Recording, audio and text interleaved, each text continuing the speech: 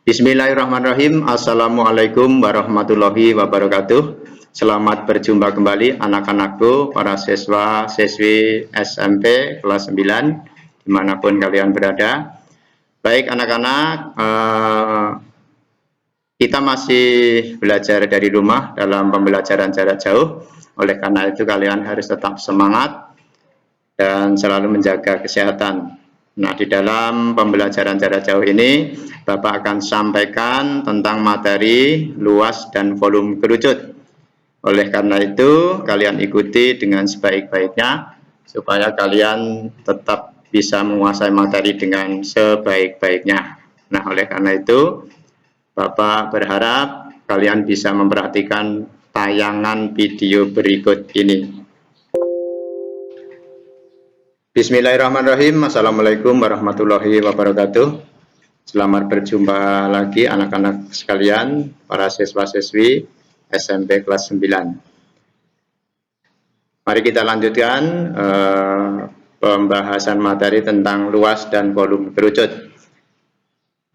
Kalian perhatikan tayangan berikut. Banyak benda di sekitar kita yang bentuknya menyerupai kerucut. Bisa kalian sebutkan, ya, diantaranya tumpeng, kemudian topi ulang tahun. Ini semuanya adalah benda di sekitar kita yang bentuknya sama dengan kerucut.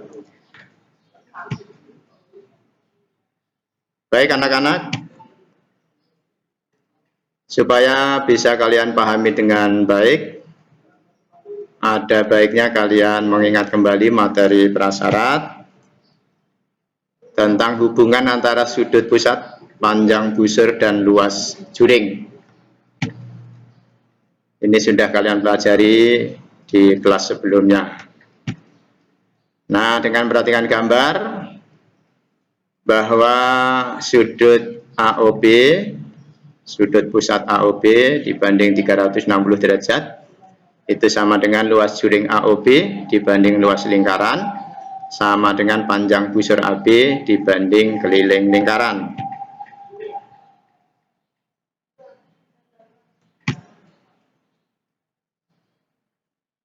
Di samping itu, kalian juga harus mengingat tentang teorema Pythagoras yang berlaku pada segitiga siku-siku, karena materi tersebut juga menunjang untuk pembelajaran kita pada saat ini tentang luas dan volume kerucut.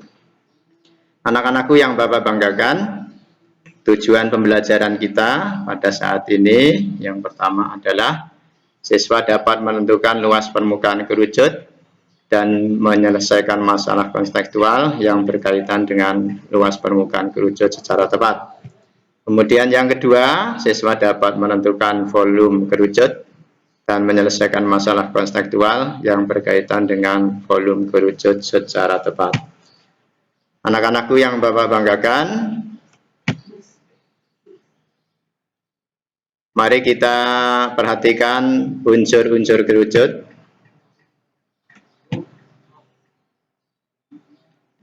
Kerucut tersusun atas dua buah sisi atau dua buah bidang, yaitu bidang alas yang berbentuk lingkaran dan bidang tegak yang selanjutnya disebut selimut kerucut. Kemudian yang kedua, unsur yang lainnya adalah titik O.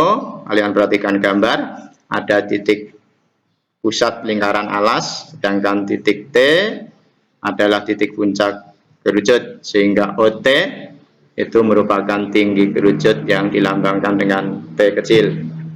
Kemudian yang ketiga, kalian perhatikan gambar bahwa OA panjangnya sama dengan OB, sama dengan OP, sama dengan OQ, sama dengan jari-jari lingkaran alas yang dilambangkan dengan R. Selanjutnya, kalian perhatikan panjang TA sama dengan panjang TB, sama dengan TP, sama dengan TG, itu merupakan garis pelukis yang dilambangkan dengan S.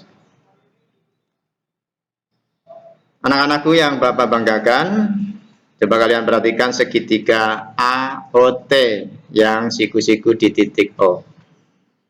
Sebagaimana tadi sudah saya sampaikan, kalian belum mengingat tentang teorema Pythagoras. Nah, dalam segitiga AOT, maka AT kuadrat itu sama dengan AO kuadrat ditambah OT kuadrat. AT bisa ganti dengan S, kemudian OA bisa kita ganti dengan R, dan OT bisa kita ganti dengan T. Sehingga S kuadrat sama dengan R kuadrat ditambah T kuadrat, atau S itu sama dengan akar dari R kuadrat ditambah T kuadrat.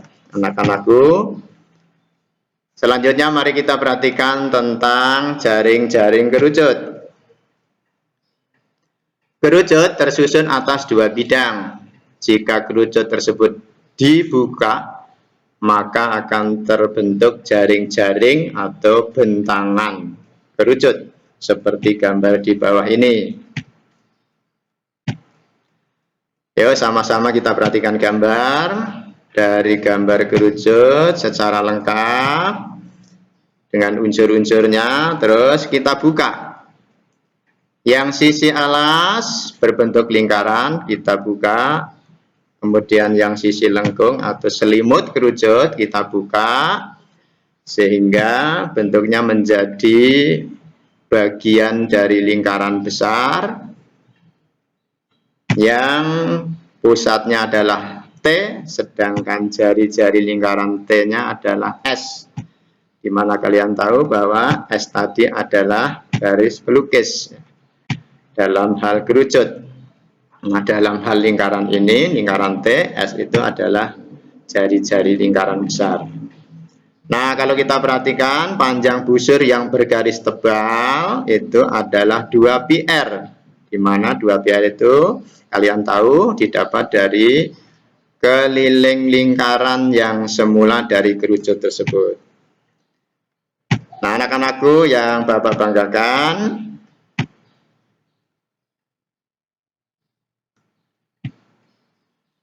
dari jaring-jaring kerucut kita dapat mencari atau menurunkan rumus luas selimut kerucut dengan cara sebagai berikut. Yuk kita perhatikan yang tadi gambar bentangan atau jaring-jaring kerucut. Nah, luas juring lingkaran T kalau dibanding luas lingkaran T itu sama dengan panjang busur lingkaran T kalau dibanding dengan keliling lingkaran T. Selanjutnya, luas juring lingkaran T dibanding luas lingkaran T. Karena luas lingkaran T itu jari-jarinya adalah S, berarti kita ganti dengan PS kuadrat. Itu sama dengan keliling lingkaran O dibanding keliling lingkaran T. Selanjutnya, luas juring lingkaran T dibanding PS kuadrat itu sama dengan, kita ganti keliling lingkaran O itu adalah 2PR, dibanding keliling lingkaran T adalah 2PS. Nah, anak-anak sekalian, di ruas kanan itu, di bagian atas itu ada unsur 2V.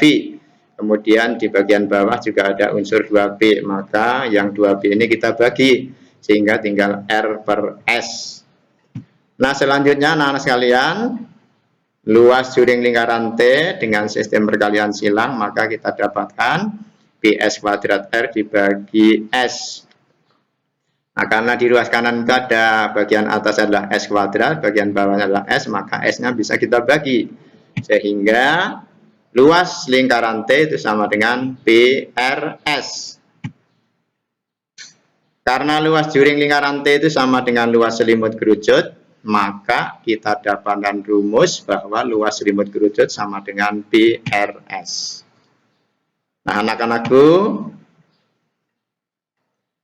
selanjutnya untuk menentukan luas permukaan kerucut, coba kalian perhatikan kembali jaring-jaring kerucut di samping. Dari jaring-jaring kita sudah memahami bahwa kerucut itu terdiri dari bagian alasnya berbentuk lingkaran, luasnya adalah PR kuadrat, selanjutnya yang sisi lengkung merupakan selimut kerucut, itu luasnya tadi sudah kita dapatkan yaitu PRS. Jadi luas permukaan kerucut itu sama dengan luas alas ditambah luas selimut kerucut, yaitu sama dengan PR kuadrat ditambah PRS. Atau bisa kita faktorkan bahwa luas permukaan kerucut itu sama dengan VR kali dalam kurung R ditambah S. Baik anak-anak sekalian yang Bapak banggakan, untuk mendalami tentang rumus tersebut kita berlatih mengerjakan soal. Soal yang pertama, sebuah kerucut mempunyai jari-jari 7 cm dan tinggi 24 cm. Tentukan A. Luas selimut kerucut, B. Luas permukaan kerucut.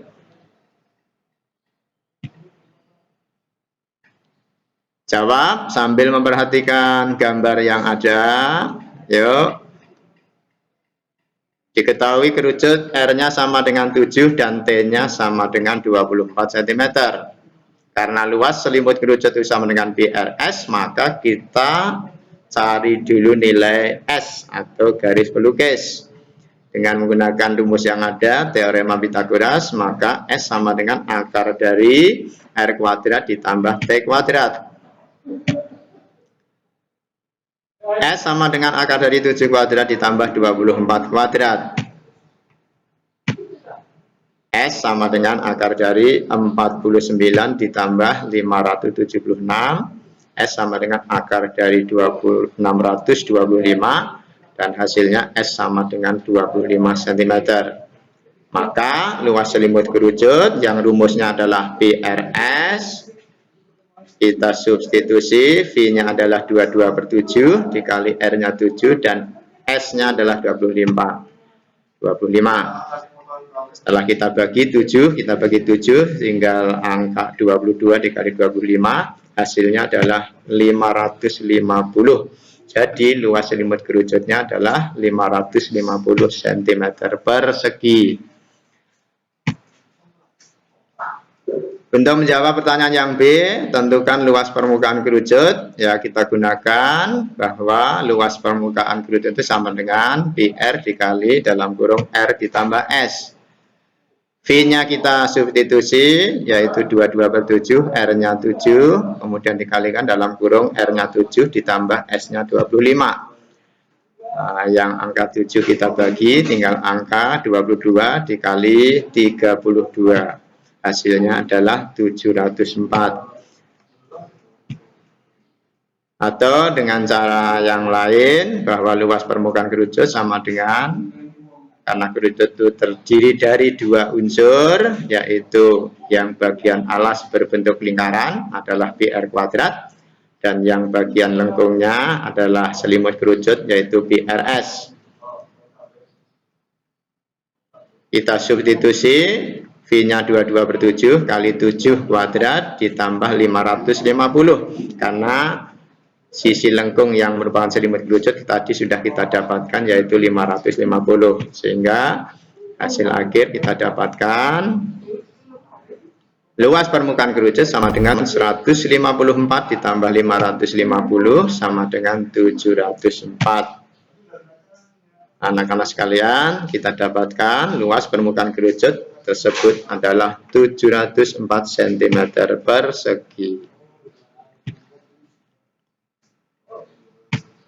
Nah, baik anak-anak, selanjutnya yuk kita pelajari bersama tentang volume kerucut.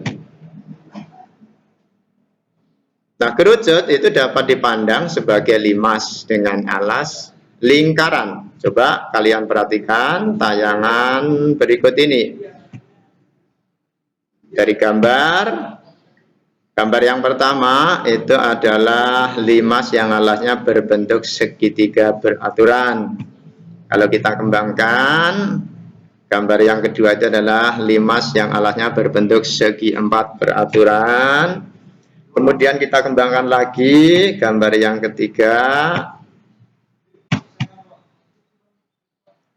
yaitu limas yang alasnya berbentuk segi 5 beraturan. Dan ini masih bisa kita kembangkan terus dengan limas yang alasnya berbentuk segi 12, limas yang alasnya berbentuk segi 24. Nah, sehingga lama-lama limas-limas tersebut bisa dipandang menjadi kerucut. Nah, oleh karena itu kerucut itu dapat dipandang sebagai limas dengan alas lingkaran. Nah, oleh karena itu, volume kerucut itu dapat kita turunkan dari volume limas. Nah, kita sudah tahu bahwa volume limas itu sama dengan sepertiga luas alas kali tinggi. Karena kerucut itu alasnya berbentuk lingkaran, maka volume kerucut menjadi sepertiga luas lingkaran kali tinggi. Selanjutnya sama dengan sepertiga PR kuadrat kali tinggi. Jadi kita dapatkan bahwa volume kerucut itu rumusnya adalah sepertiga PR kuadrat kali tinggi. Nah, anak-anak sekalian, supaya lebih memahami, nah kita berlatih mengerjakan soal. Sebuah kerucut garis pelukisnya 26 cm dan tingginya 24 cm. Tentukan volume kerucut tersebut. Perhatikan gambar di samping. Diketahui kerucut dengan panjang garis pelukis 26 cm dan tingginya 24 cm. Karena rumus volume kerucut itu sama dengan sepertiga PR kuadrat kali tinggi, kita cari terlebih dahulu nilai R dengan teorema Pythagoras. Maka R sama dengan akar dari S kuadrat dikurangi T kuadrat. S-nya kita ganti 26 dan T-nya kita ganti 24, sehingga R sama dengan akar dari 26 kuadrat dikurangi 24 kuadrat, sama dengan akar dari 676 dikurangi 576. R sama dengan akar dari 100, yaitu 10 cm. Nah, anak-anak sekalian, setelah kita dapatkan R, kita masuk pada rumus volume kerucut, yaitu sama dengan sepertiga PR kuadrat kali tinggi. Sama dengan sepertiga, V-nya kita ganti dengan 3,14, R-nya tadi sudah kita dapatkan 10, berarti 10 kuadrat, dan T-nya sudah diketahui 24. Kemudian yang ke-24 kita bagi 3, hasilnya adalah 8, sehingga volume kerucut sama dengan 3,14 dikali 100 dikali 8. Hasil akhirnya adalah 2512. Jadi